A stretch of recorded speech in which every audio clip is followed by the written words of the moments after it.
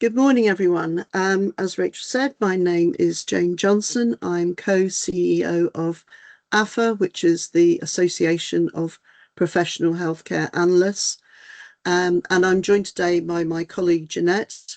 I will let her give a fuller introduction when she speaks to tell you about all her other hats. So my other hat, my day job, I'm after 30 plus years in the NHS, working in analysis, BI, intelligence, performance, etc. I'm now an independent health and care data and analytics consultant.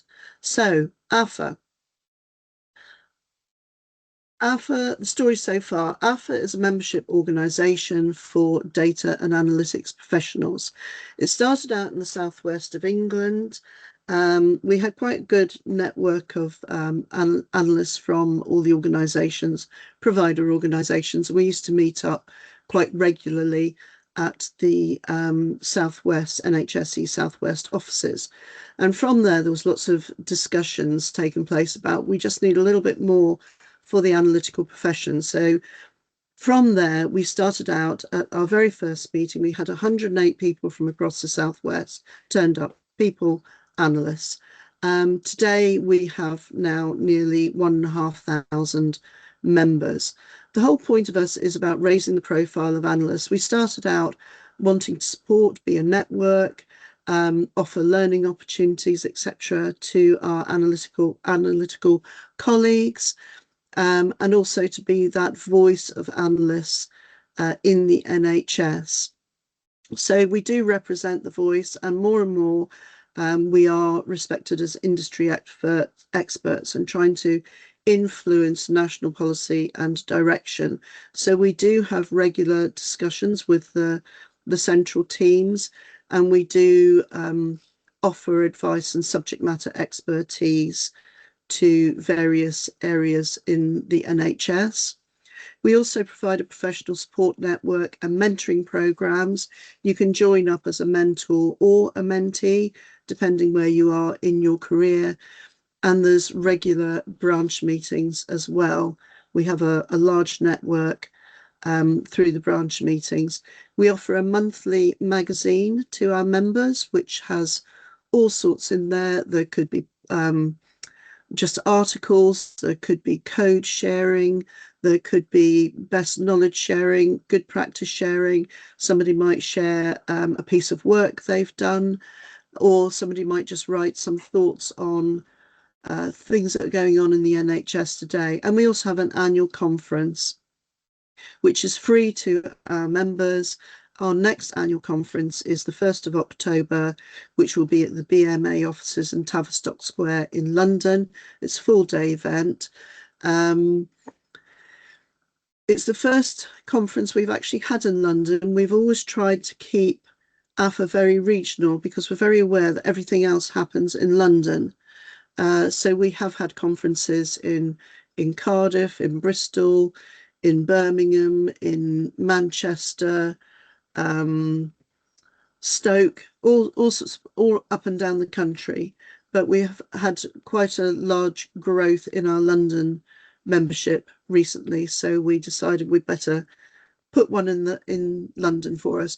Now, I also want to point out that for data and analytics professionals, we started off just looking at analysts because that's what, 10, 12, 13 years ago. But now we incorporate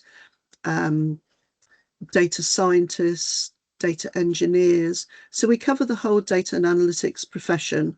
And also you don't have to necessarily be in the NHS. We have members, I've noticed on your Menti, there's people from public health, social care.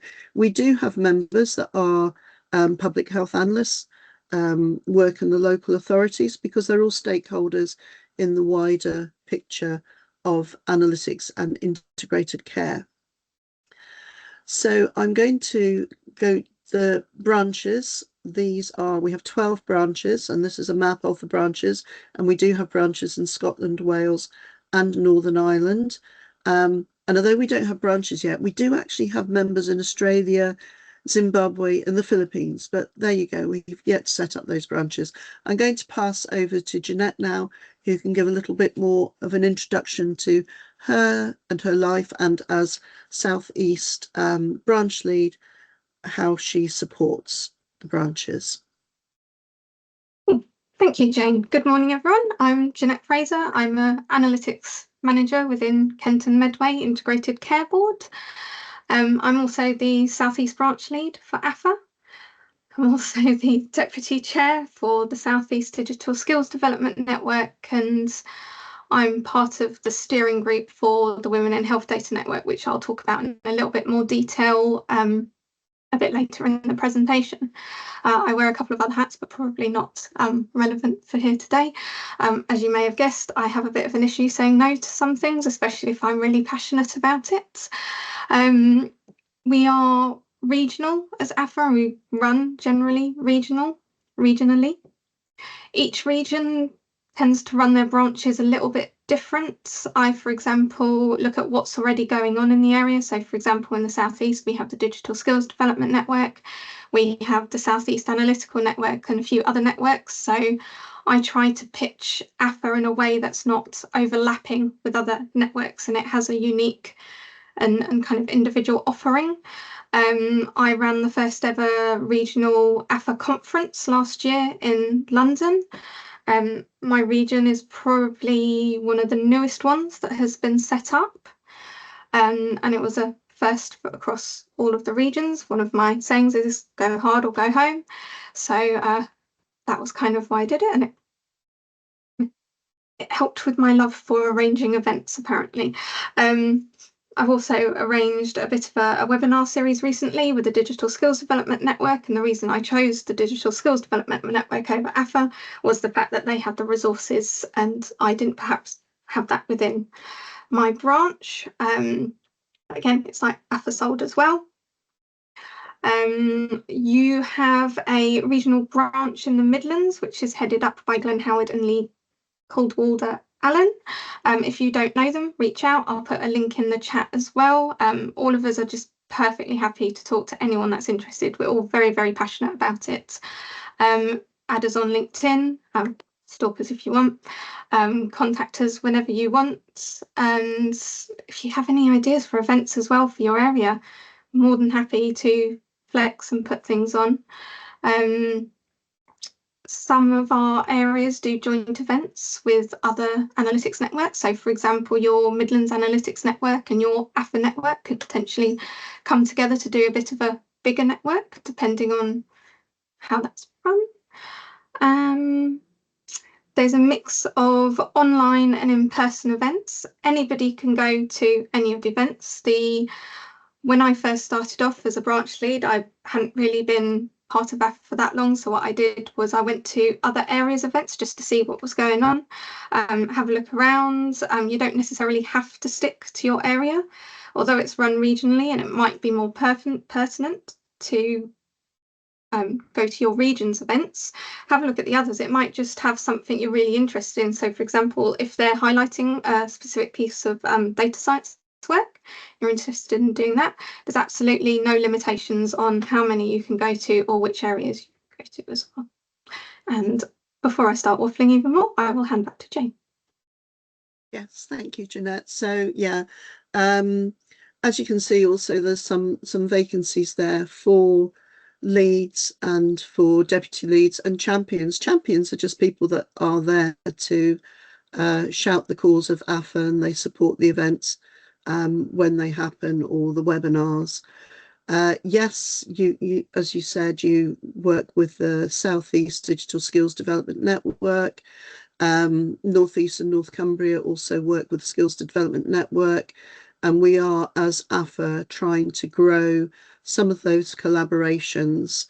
AphA is a not-for-profit organisation. All our board, all our branch leads, we do it for the love of it. There's not a penny in it for us. We are very passionate about what we do.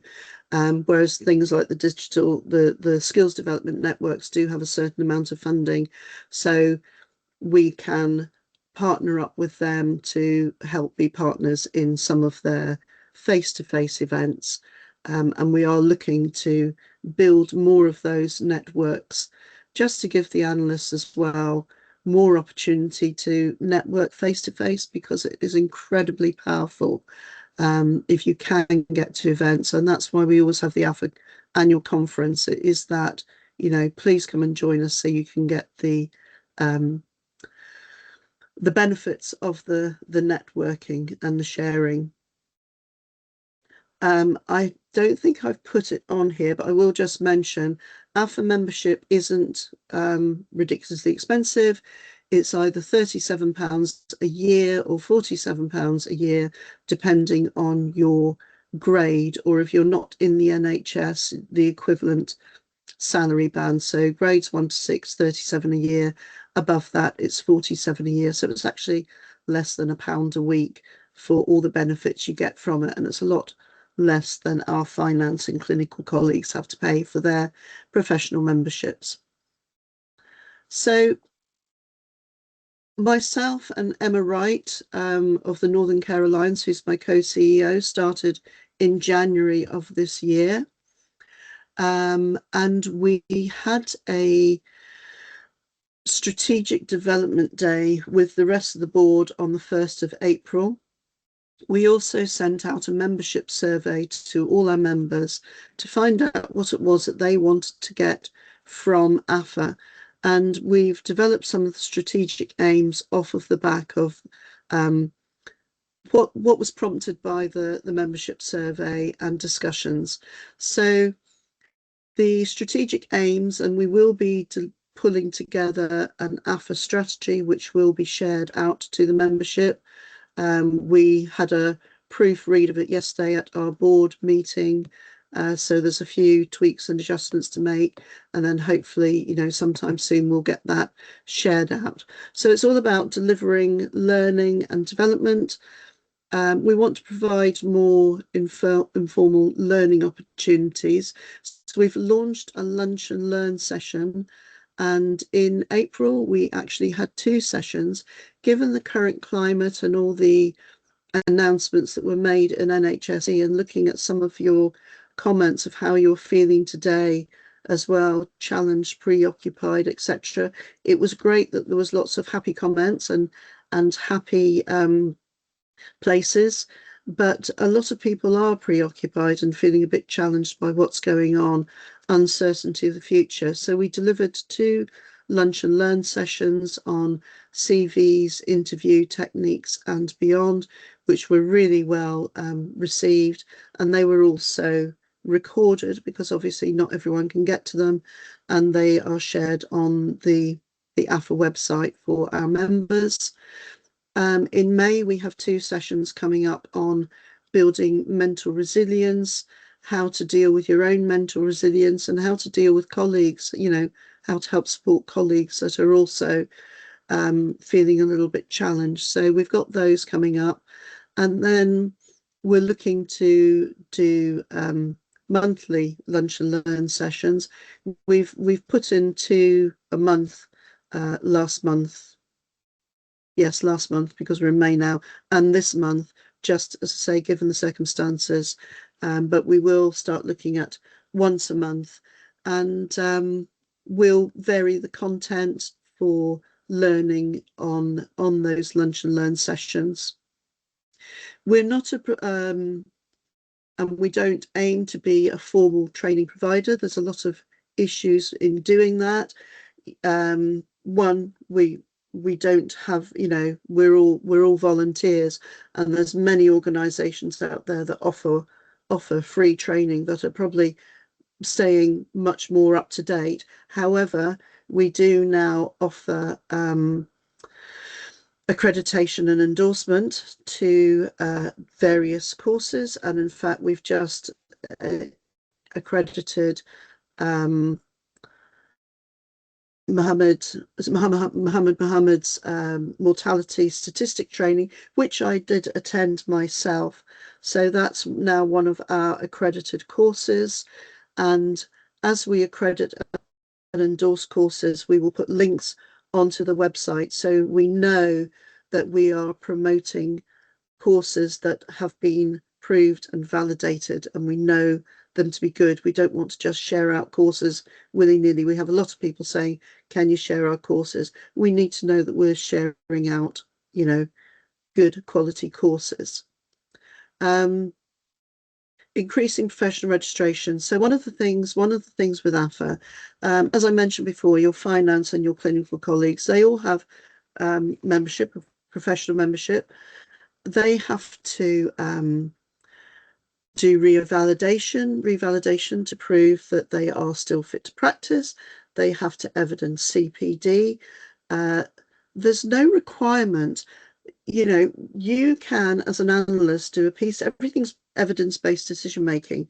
You do a piece of work and it can be accepted, it can be signed off, you know, millions of pounds can be signed off in providing new services, interventions, etc., based on evidence coming from the analysts who have for whom there is no requirement to be professionally registered or to evidence their competency or the continued professional development, which we think is really sad.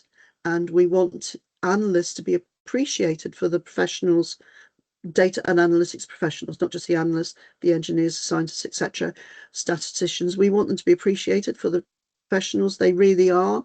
And as we can build that, and through professional registration with AphA, you then go on a public register, which is supported through FedIP, Federation of Informatics Professionals.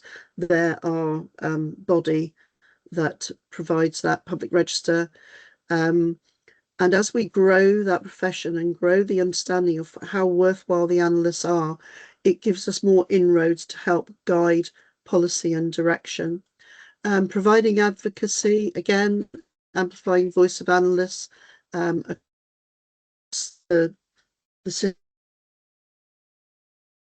through targeted lobbying and especially, I'll cover a bit more about the Chief Data Analytical Officers Network and some of their lobbying in a minute. Organisational sustainability, we obviously want to seek commercial engagement and we have to look at financial sustainability. We do get the memberships, but if we want to start growing our offerings, we have to look at how we can grow and how we can start some sort of income to be able to offer the conferences and the face-to-face. Organisational membership offer, we do have some corporate members, so if your organisation wants all their analysts to join, then they can do so, and we will give a 10% discount if they, you know, pay for all their analysts. And we're looking at improving some of the organisational offerings, having wider packages,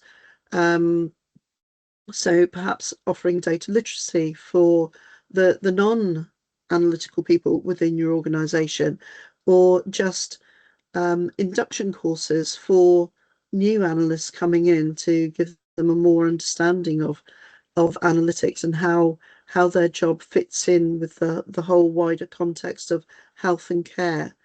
And also we're looking at developing advisory services. This will be a different arm. AphA will remain as the that organisation, but in the advisory services, we're not talking about, you know, taking on large chunks of analytics, but for example, we have done analytics for the Royal College of Surgeons once, or physicians, it was one of them, that wanted a piece of analytical work doing. And NHSE actually commissioned AphA to do the National Competency Framework, which I'm sure you've all heard of, and I'll do a slide on that in a minute. So that was, you know, that's the sort of thing we get asked to do. So we thought, why not grow on that and see what else we can offer using our analytical experience. And the idea is, and we have gone out to members and said, who wants to be a little bit more involved? And if you are professionally registered, then we can use you. You know, we might be able to find things for you to help out with in the advisory arm of AphA. Professional registration, I kind of covered it already. It's all about the skills. The National Competency Framework shows what tools you need to reach different grades, different bands for data analytics, data science, data engineering. I think we're working on data ethicists now, various data warehousing, various areas of data and analytics professions. And so for a band 6, you need to look at this, this, and this. What professional registration is proving that's your toolbox of what you need to do that band, to get to that band. The professional registration is proving that you have the skills to use those tools. It demonstrates your skills. It's not based on what grade, what grade you are on now. It's not based on your academic qualifications. It's based on what are your skills, what are your competencies, and can you give us examples of that through a certain amount of, we ask for 3 pieces of reflective practice. These are all the competencies, the standards. Can you show this in your reflective practice, and can you evidence? So, continued professional development, you might evidence with a certificate of attendance. Analytical methods, you might evidence with a piece of SQL script. So it's a way of you demonstrating and evidencing your skills and abilities. It's assessed by the Professional Registration Committee, and it's peer reviewed. So you can go to your, when you apply for a job, and we are pushing for this to be part of job descriptions as well. It indicates that you are competent, that you are continually developing yourself, and it gives your organisations the confidence and the faith that when they do make those decisions based on, database evidence, that it's been produced by people that know what they are doing. So the National Competency Framework, as I mentioned, we were commissioned by NHSE to provide this. They did a survey to find out, and there was a real problem with lack of recognition. So through the old KSF, the Agenda for Change, we're down as admin and clerical. And it's ridiculous. A data scientist can write a piece of code to, predict a cancer, but they're admin and clerical. No, so we're fighting to get these skills onto scientific framework. Lack of understanding of what we do. Everybody thinks that you've got a chief information officer, that you've got data covered, and data and digital are, wholly different.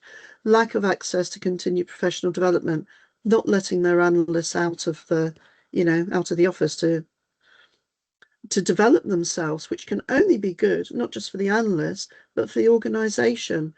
Career development opportunities, networking opportunities, all those platforms of sharing with each other and helping each other out. And also, if people just gave a little bit more credence to the analytical workforce, the data and analytical professions, they would help with the retention problems and the recruitment problems, because analysts leave the NHS not because of the pay, although you would think that, but because they have not been supported in developing their careers. Such an easy thing to do. So the Competency Framework and AphA work together with, the skills development networks, and we're really, really pushing to grow those things. So the toolbox, as I said, the last bullet point there, that's the toolbox of what you need to work towards, and the professional registration is the evidence that you know how to use the tools in that toolbox. We also help to grow things through strategic partnerships. So FedIP, Federation of Informatics Professionals, is our governing body for the registration, professional registration process. So you've also things got BCS, IREM, CHIME, and others, all have professional registration depending on their area. And FedIP is that they're not a membership organisation themselves, they're a governing body that hold the standards and hold the public register. NHSE, obviously, we partner with, National Competency Framework being one obvious example. Digital Health, we are a partner with Digital Health, who hold the Rewired. So you'll see at the Rewired conferences AphA's logo, and we have speakers and everything in that. So again, through joining AphA, through going through professional registration, using our networks to start building your public speaking, we might be asking you to help, present at things like Rewired for us. And just recently, we've also now partnered with HET. So the next HET conference, I've just identified 8 different speakers for that. Analysts, part of, comes under that whole NHSE. We are strategically partnered with them, and we actually have a page on Analysts site, and all our events go on there. HACA, which Rachel knows well about, Health and Care Analytics Conference. We're not sure what's happening with that, but we do help out with that. I'm on the HACA committee. NHSR, obviously, those sort of, and PICOM now coming through as well. Skills development networks, we're building our partnerships there to give us more opportunity to share networking and face-to-face events, and just broader coverage, because through those networks, your tendrils go out, and you meet a whole bunch of people that could bring in to help some of the webinars and the offerings we can give, and also a number of commercial partnerships. So the Women in Health Data Network, Rachel will tell you more about. We have a commercial partnership there with Cambridge Spark, but I'll let Rachel speak more about that. I won't steal her thunder on the on that. So talking of the networks, and also when I say about commercial partnerships, sponsorships as well. We have organisations that have come in and helped to sponsor. So things like the AphA conference can happen. So the networks, we have the Chief Data and Analytical Officers Network. The chair is Dr. Mark Farr, who is in Kenton Medway, and deputy chairs we have Ruth Holland, who works for Imperial College, and Ronnie Arafin, who used to be CEO of AphA before Emma and I came in as co-CEOs. He works for the British Heart Foundation, and he's another deputy chair. So the Chief Analytical Officer Network, we host them, so their pages are on the AphA page. They have their own LinkedIn pages. You don't have to be an AphA member to join the networks, but obviously we encourage anybody who joins the networks to, look at becoming an AphA member. There's a LinkedIn page with a number of followers. So Chief Data Analytical Officers Network has 2,000 followers, but they might have 300 members. You can sign up as a member, and as a member, you get invites to webinars and sessions and conferences. Just as a follower, you just see what's happening. And the Chief Data and Analytical Officers Network is a very good example of how we are lobbying. There's an ongoing dialogue with Mingtang and the Central Office about the Federated Data Platform, some of the concerns and issues that have been raised across the analytical community. We had lots of meetings with the Analytical Officers Network and discussions, and we've set out some of those issues, which has gone back to Ming, who's then come back with some solutions, and we've said that's great, but can we also talk about this? So that's ongoing, and there's a continual dialogue going on there. I won't touch the Women in Health because I'm going to pass over to Jeannette to do that in a minute. Population Health Management Network, that is going to be launched soon. The chair for that is Samura Gray, who Rachel mentioned earlier, and the deputy chair, Rachel McElroy, who many of you will know, who is NHSE and was very key in leading population health management in NHSE. And we are working on developing the research liaison network. There is an organisation called MASHNet, which is, I'm not going to remember it, it's something like modelling and simulation in health network.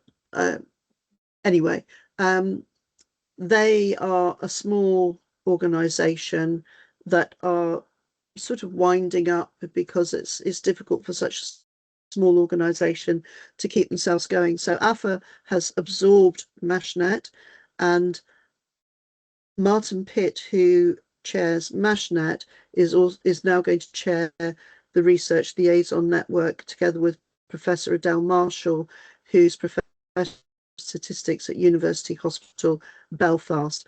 And the Research Liaison Network will also spread out. We've had Royal Statistical Society are interested. So all these networks also, as we have our own strategic partners, so do the networks. So Royal Statistical Society are interested in, being involved in this research liaison network, which will spread out wider to academia as well. I will now pass back to Jeannette to cover a little bit more detail about the Women in Health Data Network.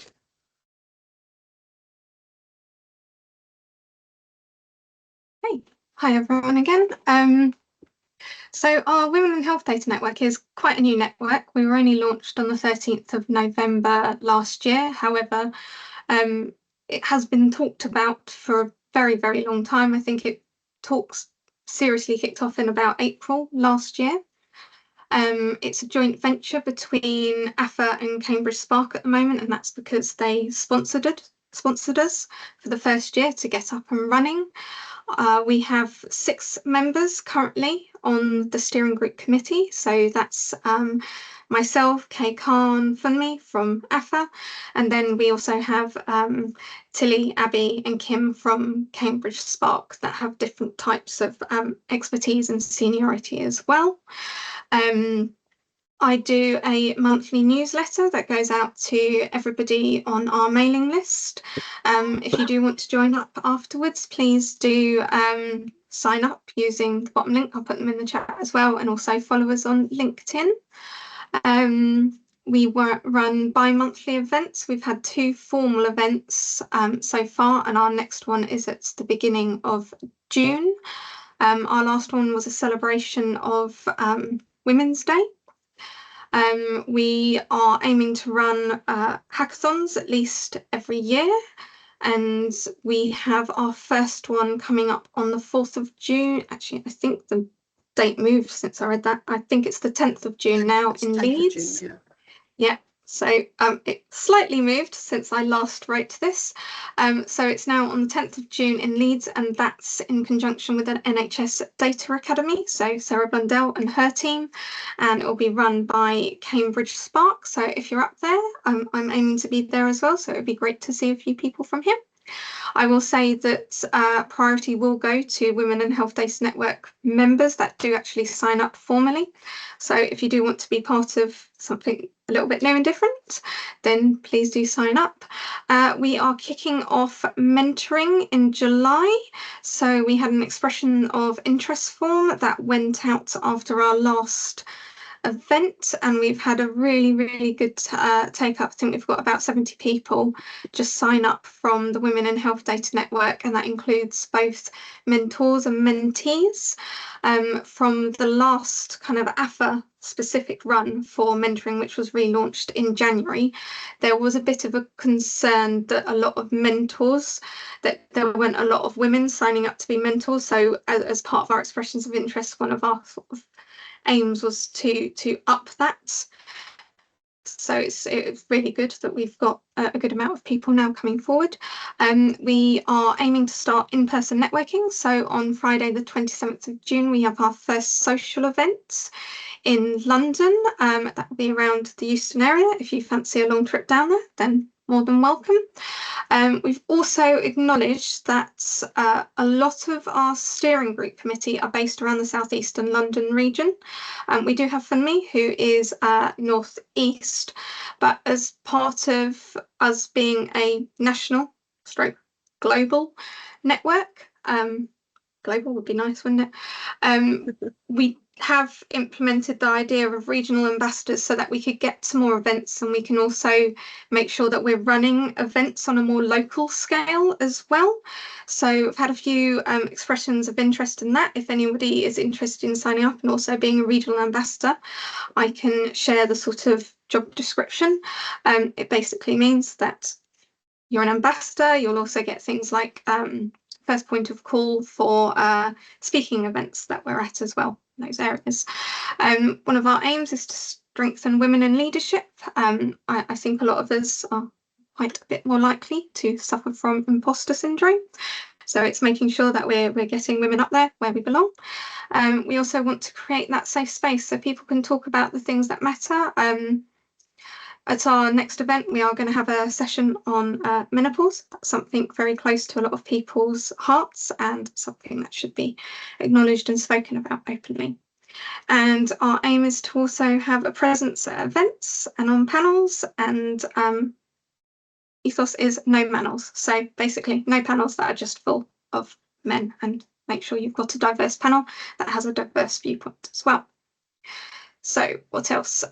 So on the 1st of October in London is the first AphA, well, not the first AphA, the AphA conference, but it's the first one where Jane is CEO. So technically first, new network and all of that, new strategy launch. So we are running a panel on the day, and it's looking at each of our different networks, what they're all about, what their aims are. Really would encourage you to come down for the conferences. They're always great. One of the things I love about being an AphA member and an AphA branch lead and part of the Women in Health Data Network, everyone is just so lovely. Everybody is just amazing. I have had one of the most amazing years of my life because I am part of this amazing network. And if you haven't noticed, I like saying the word amazing because it truly is. I'm just so grateful to have this network and all of these sub-networks as well. So I've gone into rambling mode again, so I will pass back to Jane to cover the questions and complete the presentation. Thank you, Jeanette. And just to say, Jeanette has put at the bottom links there for signing up for the Women in Health Data membership rather than just following, and then there's the link if you to follow on LinkedIn as well. Men are welcome because you'll come along to the menopause session. You might figure out your partner a bit better anyway.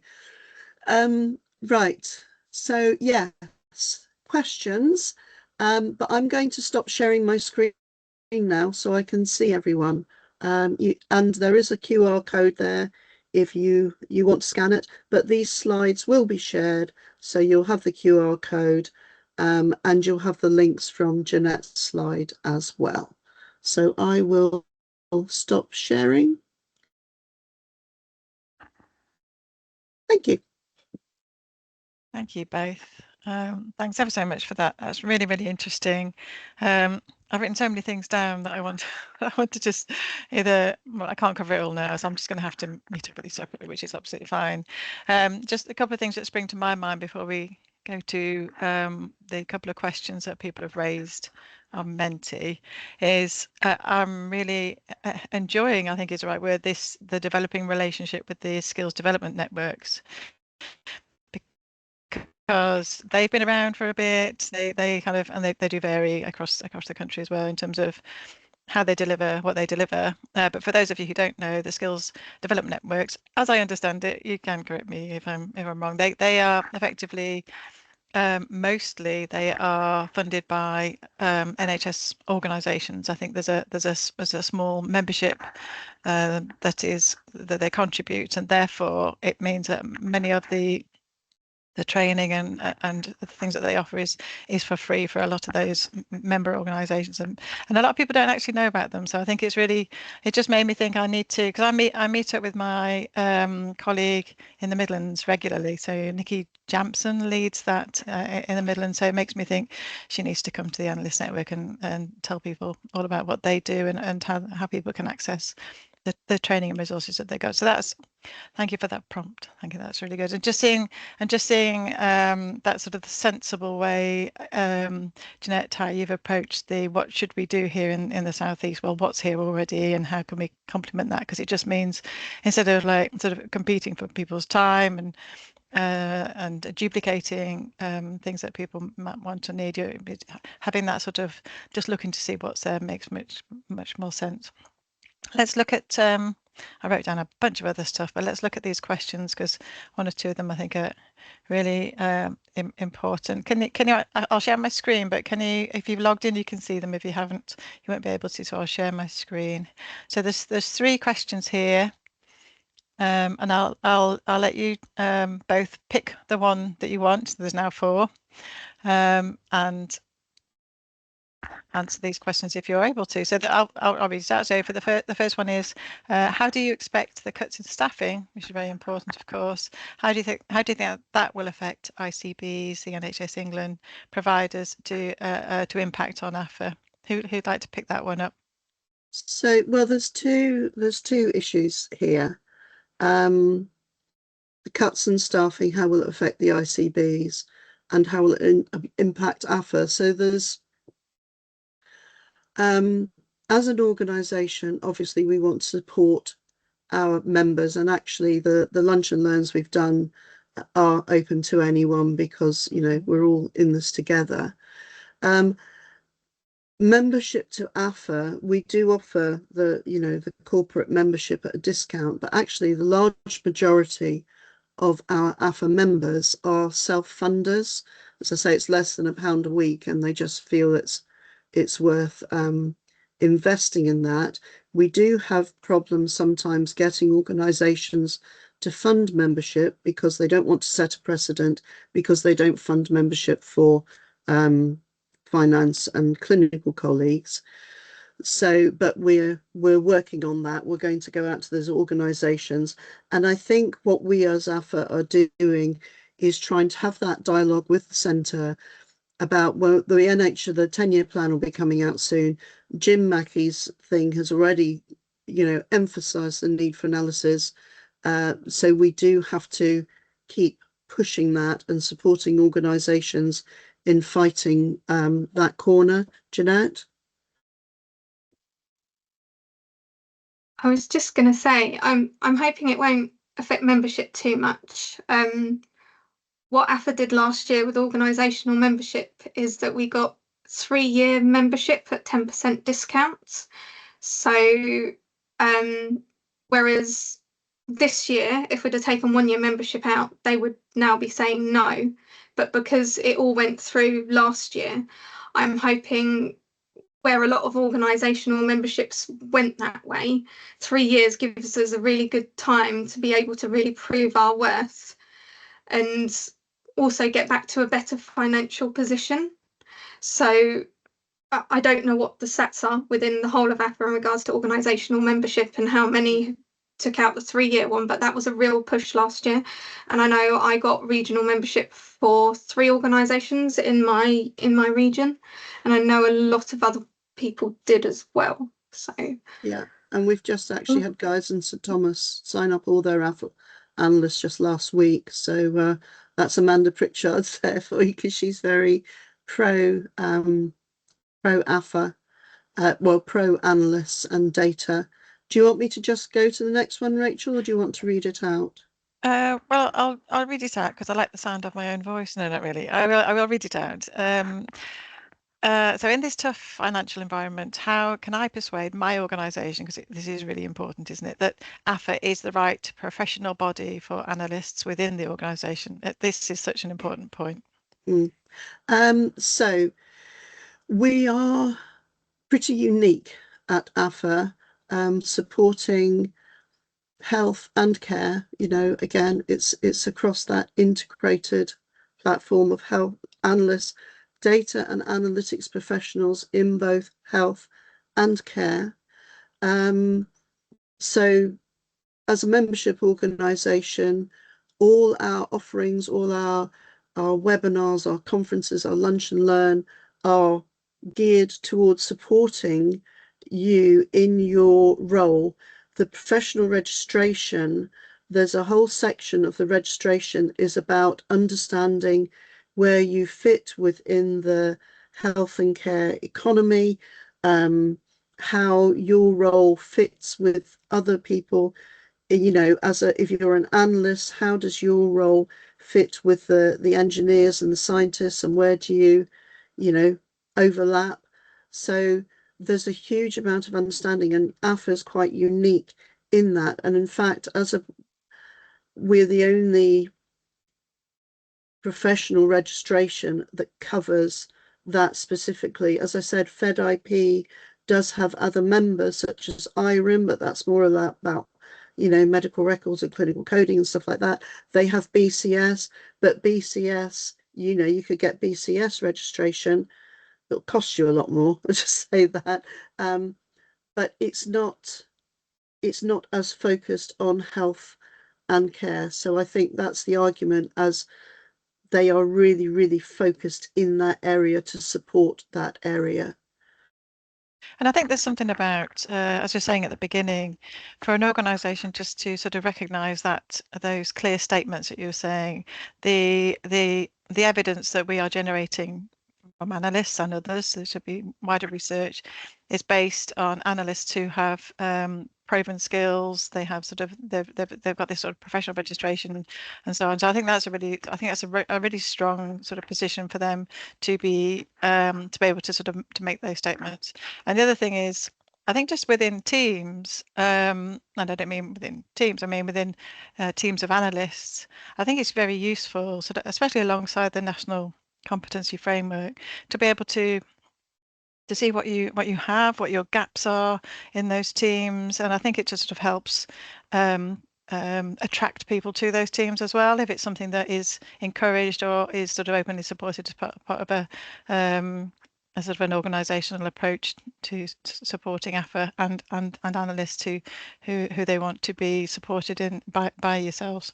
Oh, look at me going on, and we got one or two questions to cover before we. So okay, let's so the next one here is about share more about the qualities and skills you need to have in order to be a decent mentor. This is probably the last one we got time for. Okay, I'll answer and then I'll let Jeannette answer. So mentors, mentees, we match them.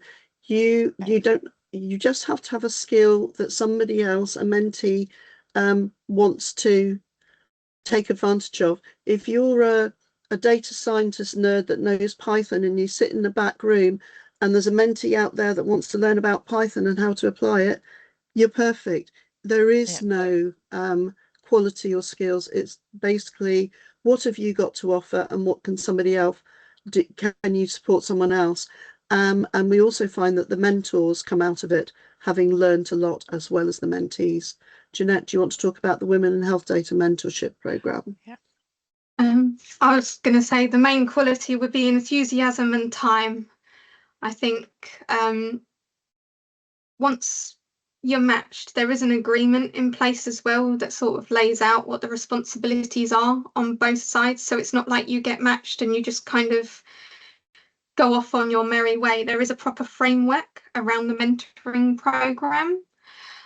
There's also no limit on sort of bandings. So band 6, you can still be a mentor if you have a certain skill in a certain area or want to teach someone something. So it's absolutely no sort of banding discrimination in that respect. If it's something you want to develop in, great, be a mentee.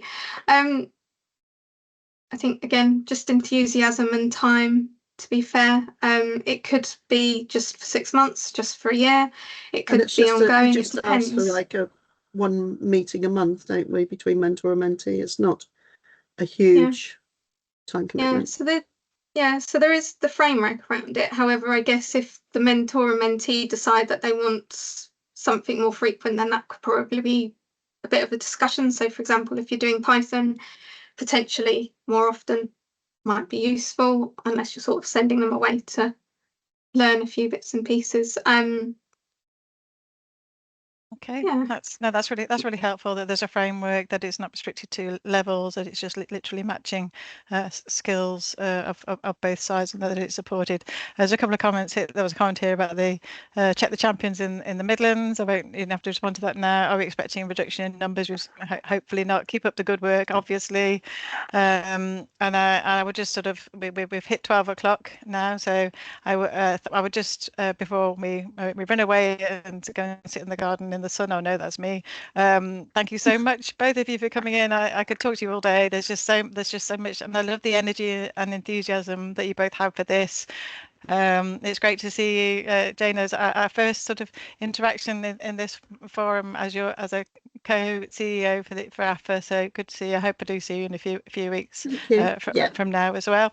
Before I go, I just sort of there's a couple of other things just coming up in the next few huddles. So we do have this long-awaited session on the new hospital programme and demand and capacity model, something that we're really excited about. If you cover follow Chris Bealey on LinkedIn, you'll see that he's sharing a lot about the open code that we have been working hard within HSE to be able to share. So that's something that's just really exciting. Problem structuring with Stephen White in a couple of huddles as well. Haven't got it up on here, and I don't know whether she's in the room, but Janine from Leicester is going to be at the next session in a couple of weeks, so I'm looking forward to that. And I won't talk about these other things, but Dan Isaac is brilliant, so looking forward to that as well in about 3 or 4 sessions from now. So I'm going to I shall stop sharing. I'm just 2 minutes after 12. Thank you ever so much again for Jeannette and Jane coming to talk to us today. Hope you to come back again with updates, and thank you everybody for coming. And I'll see you all in a couple of weeks. Thank you. Enjoy the sun. Bye-bye. Bye.